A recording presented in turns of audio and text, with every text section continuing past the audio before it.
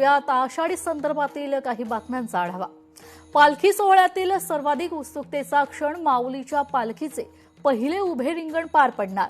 चांदोबाचं लिंब येथे पहिलं रिंगण होणार आहे। याचाच आढावा घेतलाय आमच्या वारकऱ्यांशी संवाद देखील साधले प्रतिनिधी इम्तियाज मुजावर यांनी। पाहूयात। हरिनामाचा गजर करत माऊलीची पालखी साताऱ्यामध्ये दाखल झालेली आहे। काल लोणंद परिसरात मुक्काम होता। आज या ठिकाणी पालखी रवाना झालेली आहे आणि नुकतीच तरडगावमध्ये पालखी आलेली आहे। अख्ख्या महाराष्ट्रातून विठुरायाच्या भेटीसाठी वारकरी मोठ्या संख्येनं पंढरपूरला निघालेले आहेत। आळंदीवरून येणारी पालखी कालच लोणंदला त्याचं आगमन झालं। सातारा जिल्ह्यातले मंत्री महोदय प्रशासनानं त्यांचं स्वागत केलं।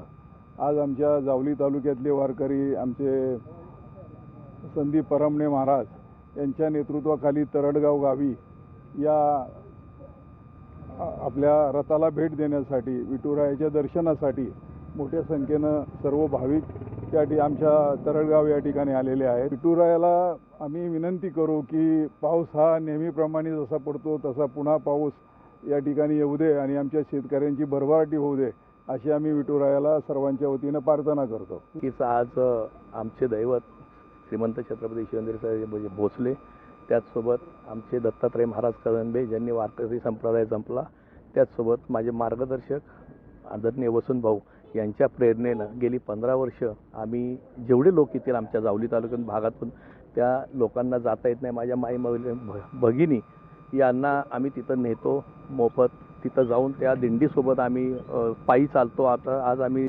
तळगावचं उभं रिंगण बघतो। त्याच्यानंतर आपले नलावडे महाराज यांच्या कीर्तनाचा स्वाद घेतो। तिथं अन्नदान असतं, जेवण करतो आणि ही पुन्हा लोक गाडीत सुखरूप बसून आम्ही तिथले तर जागच्या जागी पोहोचवण्याचं कार्य करतो। इम्तियाज मुजावर, लोकशाही मराठी, सातारा। लोकशाही मराठी ऐका, पहा, जागरूक रहा।